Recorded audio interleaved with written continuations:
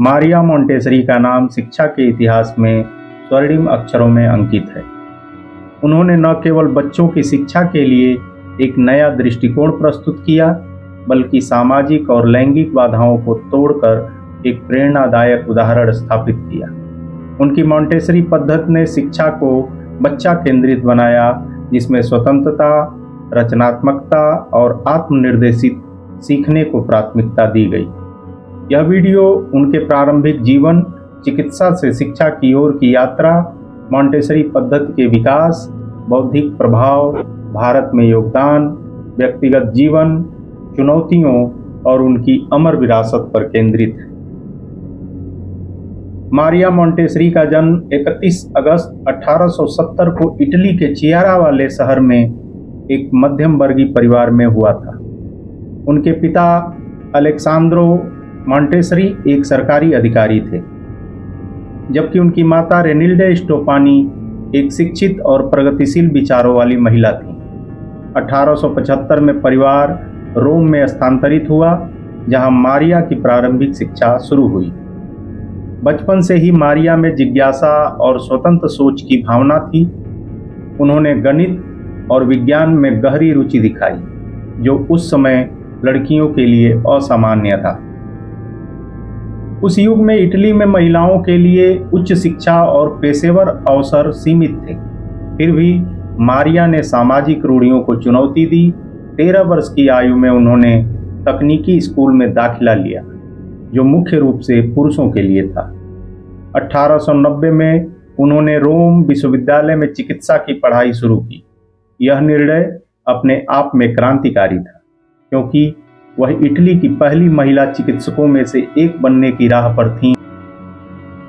पढ़ाई के दौरान उन्हें लैंगिक भेदभाव का सामना तक करना पड़ा, जैसे कि पुरुष सहपाठियों का विरोध और रात में अकेले शव-विच्छेदन कक्ष में काम करना। फिर भी उनकी दृढ़ता ने उन्हें 1896 में चिकित्सा की डिग्री प्राप्त कराने में सफल बनाया। मारिया की चिकित्सा शिक्षा ने उन्हें मानव शरीर और मनोविज्ञान की गहरी समझ दी, जो बाद में उनकी शैक्षिक पद्धति की नींव बनी। उनकी प्रारंभिक उपलब्धियां न केवल उनकी व्यक्तिगत जीत थीं, बल्कि महिलाओं के लिए शिक्षा और पेशेवर क्षेत्र में एक मिसाल थी। चिकित्सक के रूप में मारिया ने शुरू में मानसिक स्वास्थ्य और विशेष आवश्यकता वाले बच्चों पर ध्यान केंद्रित किया। रोम के एक मनोरोग क्लिनिक में काम करते समय उन्होंने मानसिक रूप से अक्षम बच्चों के साथ समय बिताया। यह अनुभव उनके जीवन का एक महत्वपूर्ण मोड़ साबित हुआ। उन्होंने देखा कि इन बच्चों को केवल चिकित्सा उपचार की आवश्यकता नहीं थी, बल्कि उन्हें उचित शैक्षिक अवसरों की भी जरूरत थी। उस समय ऐसे बच्चों को अक्सर उपेक्षित किया जाता था और उन्हें अशिक्षित मानकर अलग थलग कर दिया जाता था।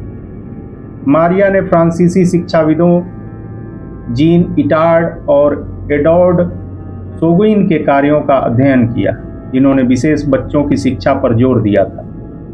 इटार्ड ने संवेदी शिक्षा पर काम किया, जबकि सेगुइन ने बच्चों के लिए व्यवहारिक गतिविधियों को विकसित किया। इन विचारों ने मारिया को प्रेरित किया कि शिक्षा को बच्चों की व्यक्तिगत जरूरतों के अनुसार ढाला जा सकता है। सन 1900 में उन्होंने रोम में ऑर्थोफ्रेनिक स्कूल की स्थापना में मदद की, जो विशेष आवश्यकता वाले बच्चों के लिए था। यहाँ उन्होंने बच्चों के साथ काम करके देखा कि उचित मार्गदर्शन और शिक्षण विधियों के साथ ये बच्चे अप्रत्याशित प्रगति कर सकते हैं। इस अनुभव ने मारिया को पारंपरिक शिक्षा प्रणाली की सीमाओं पर सवाल उठने के लिए प्रेरित किया। उन्होंने देखा कि उस समय की शिक्षा प्रणाली रटने, कठोर अनुशासन और शिक्षक केंद्रित थी, जो बच्चों की रचनात्मकता और स्वतंत्रता को दबाती थी। मारिया का मानना था कि शिक्षा को बच्चे के प्राकृतिक विकास के साथ तालमेल बिठाना चाहिए। इस सोच ने मोंटेसरी पद्धति की नींव रखी। सन 1907 में मारिया को रोम के गरीब सैन लोरेंजो क्षेत्र में कासा देई बाम्बिनी शुरू करने का अवसर मिला। यह स्कूल 3 से 6 वर्ष की आयु के बच्चों के लिए था। यहाँ उन्होंने अपनी पद्धति का पहला प्रयोग किया, जिसमें बच्चों को एक संरचित लेकिन स्वतंत्र वातावरण प्रदान किया गया। इस स्कूल की सफलता ने मॉन्टेसरी पद्धति को विश्व स्तर पर प्रसिद्धि दिलाई। मॉन्टेसरी पद्धति बच्चों की स्वतंत्रता, आत्मानुशासन और प्राकृतिक विकास पर आधारित है। यह पद्धति कुछ मूल सिद्धांतों पर टिकी है। बच्चों को अपनी रुचि के अनुसार गतिविधियां चुनने की स्वतंत्रता दी जाती है। यह उन्हें आत्मविश्वास और निर्णय लेने की क्षमता देता है। मारिया ने बच्चों के विकास को संवेदनशील अवधियों में विभाजित किया, जब वे भाषा, गति या सामाजिक कौशल आसानी से सीखते हैं। मॉन्टेसरी कक्षा, जिसे तैयार वातावरण कहा जाता है, बच्चों की उम्र और रुचियों के लिए डिजाइन की जाती है। यह व्यवस्थित और सुलभ होती है। बच्चे अपनी गलतियों से सीखते हैं। शिक्षण सामग्री को इस तरह बनाया जाता है कि बच्चे स्वयं त्रुटियों को पहचान सकें। शिक्षक एक मार्गदर्शक के रूप में कार्य करता है, जो बच्चों का अवलोकन करता है और उनकी जरूरतों के अनुसार सहायता करता है। मारिया ने बच्चों के लिए विशेष शिक्षण सामग्री विकसित की, जैसे पिंक टावर, रंग टैबलेट और साउंड बॉक्स इंद्रियों को विकसित करते हैं। कपड़े मोड़ना, सफाई, खाना परोसना, स्वतंत्रता और समन्वय सिखाता है। सैंड पेपर अक्षर और गोल्डन बीड्स ठोस तरीके से पढ़ना, लिखना और गणित सिखाते हैं। नक्शे और ग्लोब बच्चों को भूगोल और विज्ञान से परिचित कराते हैं। ये सामग्री बच्चों की संवेदी और बौद्धिक क्षमताओं को बढ़ाती हैं। कासा दई बाम्बिनी में बच्चों की प्रगति ने दिखाया कि गरीब और उपेक्षित बच्चे भी उचित वातावरण में उत्कृष्ट प्रदर्शन कर सकते हैं। 1909 में मारिया ने अपनी पुस्तक द मॉन्टेसरी मेथड प्रकाशित की, जिसमें उन्होंने अपनी पद्धति को विस्तार से समझाया। यह पुस्तक कई भाषाओं में अनुवादित हुई और विश्व भर में शिक्षकों और अभिभावकों के बीच लोकप्रिय हुई। मारिया ने उन्हें मॉन्टेसरी शिक्षकों को प्रशिक्षित करने के लिए प्रशिक्षण पाठ्यक्रम शुरू किए। उनकी पद्धति का वैज्ञानिक आधार, जैसे संवेदनशील अवधियां और आत्म सुधार, इसे अन्य शिक्षण विधियों से अलग बनाता है। यह पद्धति बच्चों के शारीरिक, मानसिक और भावनात्मक विकास को एकीकृत रूप से देखती है। 1910 के दशक में मॉन्टेसरी पद्धति यूरोप, अमेरिका और एशिया में फैलने लगी। मारिया ने विश्व भर में यात्राएं की, अपनी पद्धति को बढ़ावा दिया। 1913 में वे पहली बार संयुक्त राज्य अमेरिका गईं, जहां उनकी पद्धति को शुरू में व्यापक समर्थन मिला। अलेक्जेंडर ग्राहम बेल जैसे प्रभावशाली लोगों ने उनके विचारों का समर्थन किया। हालांकि 1920 के दशक में पारंपरिक शिक्षाविदों की आलोचनाओं के कारण अमेरिका में इसकी लोकप्रियता में कमी आई। 1960 के दशक में यह फिर पुनर्जनन हुआ। यूरोप में, इटली, स्विट्जरलैंड और यूनाइटेड किंगडम में मॉन्टेसरी स्कूल स्थापित हुए। मारिया ने अंतर्राष्ट्रीय मॉन्टेसरी संगठन AMI की स्थापना की, जो उनकी पद्धति को मानकीकृत और प्रचारित करता है। एशिया में जापान और चीन ने इस पद्धति को अपनाया। भारत में मॉन्टेसरी पद्धति का प्रभाव गहरा रहा। 1939 में मारिया भारत आईं और द्वितीय विश्व युद्ध के दौरान कई वर्ष यहाँ रहीं। उन्होंने चेन्नई, अहमदाबाद और अन्य शहरों में शिक्षक प्रशिक्षण पाठ्यक्रम शुरू किए। उनकी मुलाकात महात्मा गांधी, रविन्द्रनाथ टैगोर और जवाहरलाल नेहरू से हुई। गांधी ने मॉन्टेसरी की स्वतंत्रता और आत्मानुशासन के सिद्धांतों की सराहना की। मारिया ने भारतीय संस्कृति और दर्शन से प्रेरणा ली, विशेष रूप से बच्चों की आध्यात्मिक और नैतिक शिक्षा पर। भारत में उनके कार्य ने सैकड़ों मॉन्टेसरी स्कूलों की स्थापना का मार्ग प्रशस्त किया।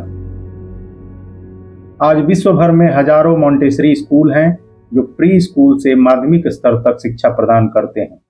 इस पद्धति ने न केवल शिक्षा बल्कि सामाजिक समानता और शांति को भी बढ़ावा दिया, जिसके लिए मारिया को कई बार नोबेल शांति पुरस्कार के लिए नामांकित किया गया। मारिया मॉन्टेसरी का भारत के साथ विशेष संबंध रहा। 1939 में वे ब्रिटिश मॉन्टेसरी सोसाइटी के निमंत्रण पर भारत आईं। द्वितीय विश्व युद्ध के दौरान उन्हें और उनके बेटे मारियो को कुछ समय के लिए नज़रबंद किया गया, लेकिन बाद में उन्हें स्वतंत्रता दी गई। भारत में रहते हुए मारिया ने अपनी पद्धति को स्थानीय संदर्भ में ढाला और भारतीय शिक्षकों को प्रशिक्षित किया। उन्होंने चेन्नई में मॉन्टेसरी प्रशिक्षण केंद्र की स्थापना की, जहां हजारों शिक्षकों ने उनकी पद्धति सीखी। अहमदाबाद, बेंगलोर और अन्य शहरों में भी प्रशिक्षण पाठ्यक्रम शुरू हुए। मारिया ने भारतीय माता पिता और शिक्षकों को बच्चों की स्वतंत्रता और प्राकृतिक विकास के महत्व के बारे में जागरूक किया। उनकी शिक्षाएं भारतीय मूल्यों जैसे सहयोग और समुदाय के साथ सामंजस्य बिठाती थी। मारिया की मुलाकात गांधी और टैगोर जैसे विचारकों से हुई, जिन्होंने उनके विचारों को सराहा। टैगोर की शांति निकेतन से प्रेरित होकर मारिया ने अपनी पद्धति में रचनात्मकता और प्रकृति के साथ जुड़ाव को और अधिक शामिल किया। भारत में उनके कार्य ने स्वतंत्रता के बाद की शिक्षा प्रणाली को प्रभावित किया। आज भारत में सैकड़ों मॉन्टेसरी स्कूल हैं, विशेष रूप से शहरी क्षेत्रों में, जो बच्चों को समग्र शिक्षा प्रदान करते हैं। मारिया मॉन्टेसरी का व्यक्तिगत जीवन उतना ही प्रेरणादायक था। उन्होंने कभी विवाह नहीं किया, लेकिन 1898 में उनके एक बेटे मारियो मॉन्टेसरी का जन्म हुआ। सामाजिक दबावों के कारण उन्होंने शुरू में मारियो को सार्वजनिक रूप से स्वीकार नहीं किया, लेकिन बाद में वे उसके साथ रहीं और उसे अपनी विरासत का हिस्सा बनाया। मारियो ने बाद में मॉन्टेसरी आंदोलन को आगे बढ़ाने में महत्वपूर्ण भूमिका निभाई। मारिया को अपने जीवन में कई चुनौतियों का सामना करना पड़ा। इटली में फांसीवादी शासन के दौरान उनकी स्वतंत्र विचारधारा के कारण उन्हें विरोध का सामना करना पड़ा। 1930 के दशक में उन्होंने इटली छोड़ दी और स्पेन, नीदरलैंड और अन्य देशों में रहीं। द्वितीय विश्व युद्ध के दौरान भारत में उनकी नज़रबंदी एक और चुनौती थी। फिर भी उन्होंने हर परिस्थिति में अपनी पद्धति को बढ़ावा देना जारी रखा। मारिया ने लैंगिक भेदभाव का भी सामना किया। चिकित्सा की पढ़ाई के दौरान उन्हें पुरुष सहपाठियों और प्रोफेसरों के ताने सुनने पड़े, लेकिन उनकी दृढ़ता और बुद्धिमत्ता ने उन्हें हर बार बाधा को पार करने में मदद की। उनकी यह यात्रा महिलाओं के लिए प्रेरणा बन गई। 1952 में मारिया मॉन्टेसरी का नीदरलैंड में 81 वर्ष की आयु में निधन हो गया। अपने जीवन काल में उन्होंने शिक्षा के क्षेत्र में अमिट छाप छोड़ी। उनकी मॉन्टेसरी पद्धति आज भी विश्व भर में प्रचलित है। विश्व में हजारों मॉन्टेसरी स्कूल हैं जो उनके दर्शन को जीवित रखे हुए हैं। मारिया की विरासत केवल शिक्षा तक सीमित नहीं है। उनकी पद्धति ने सामाजिक समानता, शांति और बच्चों के अधिकारों को बढ़ावा दिया। उनकी शिक्षाएं बच्चों को आत्मविश्वास, स्वतंत्रता और रचनात्मकता के साथ विकसित होने में मदद करती हैं। आधुनिक न्यूरोसाइंस शोध ने मॉन्टेसरी पद्धति के लाभों की पुष्टि की है, जैसे कि बेहतर कार्यकारी कार्य और सामाजिक कौशल। मारिया को 3 बार नोबेल पुरस्कार के लिए नामांकित किया गया, जो उनके शांति और शिक्षा के प्रति योगदान को दर्शाता है। उनकी पुस्तकें जैसे द मॉन्टेसरी मेथड और द एसॉर्बेंट माइंड आज भी शिक्षकों और अभिभावकों के लिए प्रेरणा स्रोत है। मॉन्टेसरी पद्धति की कुछ आलोचनाएं भी हुई हैं। कुछ आलोचकों का मानना है कि यह बच्चों को अत्यधिक स्वतंत्रता देती है, जिससे अनुशासन की कमी हो सकती है।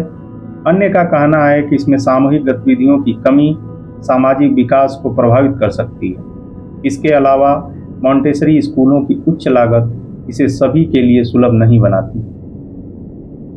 फिर भी मॉन्टेसरी पद्धति की आधुनिक प्रासंगिकता निर्विवाद है। यह स्वप्रेरणा, रचनात्मकता और समस्या समाधान जैसे कौशलों को बढ़ावा देती है, जो 21वीं सदी के लिए आवश्यक है। कुछ मॉन्टेसरी स्कूल डिजिटल उपकरणों को शामिल कर रहे हैं, लेकिन संवेदी दृष्टिकोण को बनाए रखते हैं। यह पद्धति समावेशी शिक्षा और वैश्विक नागरिकता को भी प्रोत्साहित करती है। मारिया मॉन्टेसरी एक ऐसी दूरदर्शी थीं जिन्होंने शिक्षा को एक नए दृष्टिकोण से देखा। उनकी मॉन्टेसरी पद्धति ने बच्चों को सीखने के तरीके को बदला और शिक्षकों व अभिभावकों की सोच को प्रभावित किया। उनकी कहानी साहस, दृढ़ता और नवाचार की कहानी है। भारत सहित विश्व भर में उनके योगदान ने शिक्षा को अधिक मानवीय और बच्चा केंद्रित बनाया। आज जब हम उनके योगदान को देखते हैं तो स्पष्ट है कि मारिया मोंटेसरी का प्रभाव आने वाली पीढ़ियों तक बना रहेगा। उनकी विरासत बच्चों को स्वतंत्र, रचनात्मक और जिम्मेदार नागरिक बनाने में मदद करती है।